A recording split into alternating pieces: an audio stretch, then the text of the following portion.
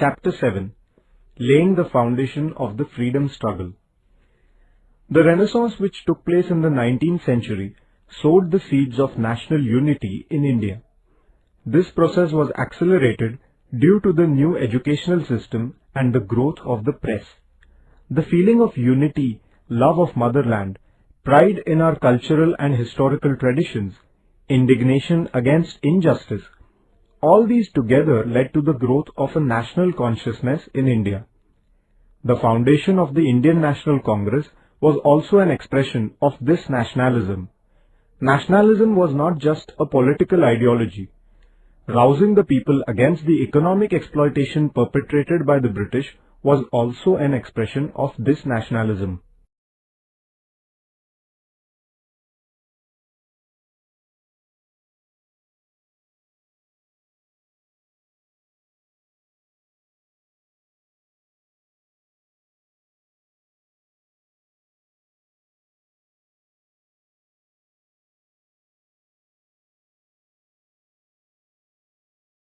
Centralization of administration under the British rule.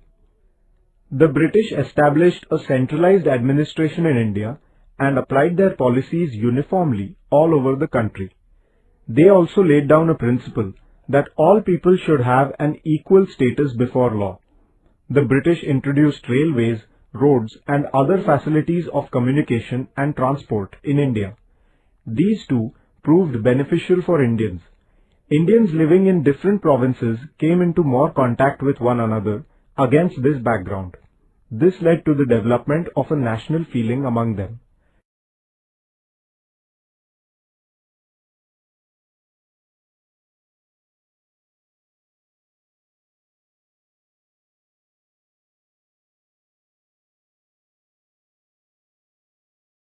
Economic exploitation of India. The imperialistic policies of the British led to the economic exploitation of India. India's wealth was being drained towards England in many ways. The middle class was forced to bear the burden of a variety of new taxes. The peasants were crushed by the burden of land revenue. Their wretched condition was made even worse due to famines. The working class was being exploited by the capitalists. As a result, there was a deep discontent in the minds of all. Some Indians wrote books to express their views against this economic exploitation. For example, Dadabhai Nauroji showed how the British policies exploited the Indians economically and drained India's wealth to England.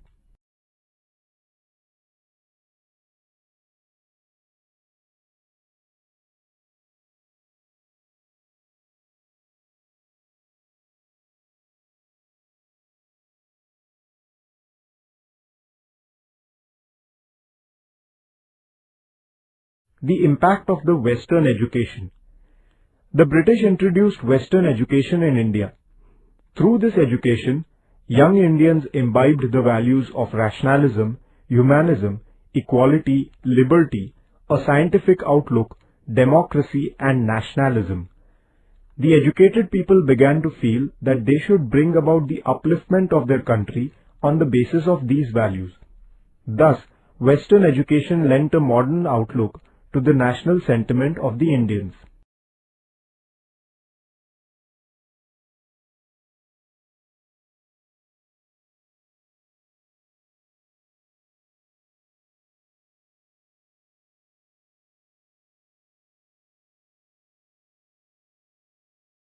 Study of Oriental learning. In the latter half of the 18th century, some Western scholars had started doing research in the field of ancient Indian history and culture. The Asiatic Society at Kolkata edited and published hundreds of manuscripts in Sanskrit, Persian and other Indian languages. Indian scholars like Dr. Bhau Daji Lad, Dr. R.G. Bhandarkar also carried out research which gave an impetus to the study of Indian history and culture. This made a valuable addition to the study of Eastern culture, that is, to Oriental studies. The knowledge that India had a rich and ancient cultural heritage aroused the feeling of national pride among the Indians. Newspapers, periodicals and literature. In the 19th century, printing as a profession grew rapidly in India. Newspapers and periodicals were published in regional languages as well as in English. They carried articles about the social, economic and political conditions in the country. Newspapers such as Darpan, Prabhakar, Hindu Patriot, Amrit Bazar Patrika, Kesari and Maratha rendered invaluable service in bringing about political awakening. Criticism of government policies and suggestions regarding the measures for the progress of India appeared in these papers and periodicals. Bankim Chandra Chattopadhyay in Bengal, Vishnu Shastri Chiplunkar in Maharashtra and others created political awareness through their writings. The middle class, which had received Western education, assimilated the philosophy of democracy.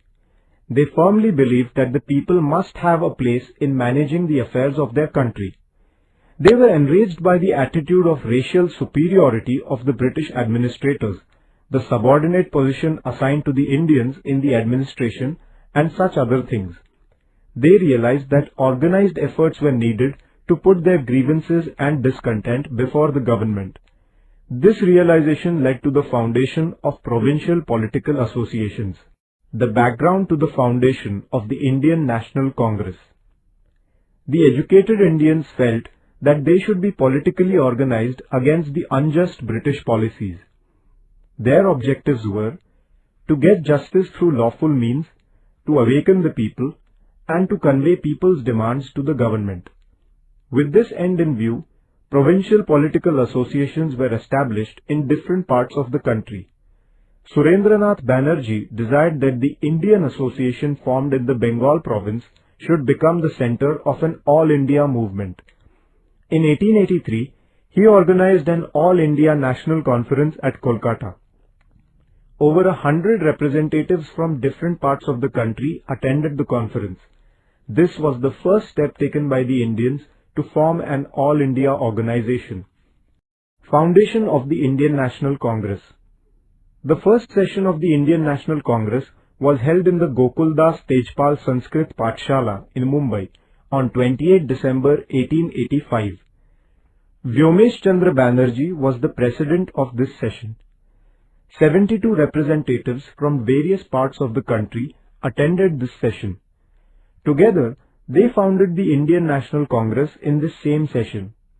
A British officer, Alan Octavian Hume, also took initiative in the foundation of the Indian National Congress. Different national issues were discussed in this session. A place for Indians in the administration of the country, curtailment in the expenditure on army, and other demands were made at this time. These demands were presented to the British government. The foundation of the Indian National Congress paved the way for India's freedom struggle. The objectives of the National Congress. The objectives of the Indian National Congress were to bring together the Indians living in different parts of the country, to create a feeling of unity among them irrespective of the differences of religion, race and caste, to provide them an opportunity to understand one another's problems and views, and to discuss the measure necessary for the uplift of the country. The progress of the Indian National Congress. The leaders of the National Congress were inspired by modern ideas and the love of motherland. They believed in the principles of liberty, equality and fraternity. They believed in constitutional means. They hoped that the British would give a positive response to their demands if the Indians followed constitutional means. The sessions of the Indian National Congress were held every year. This made the people aware of their problems. They felt that they should get organized to resolve their problems.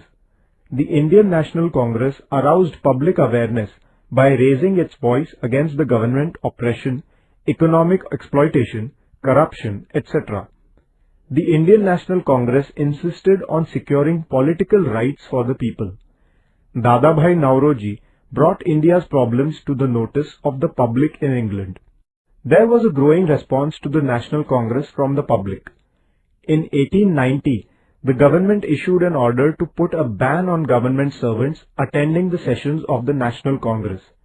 The National Congress aroused public opinion against this unjust government policy. This forced the British government to withdraw the order. but soon the policy of the British government became more aggressive. With a view to creating discord among the Indian people, the British adopted the policy of divide and rule. This added to the discontent in the minds of the Indians, and the freedom movement became more intense.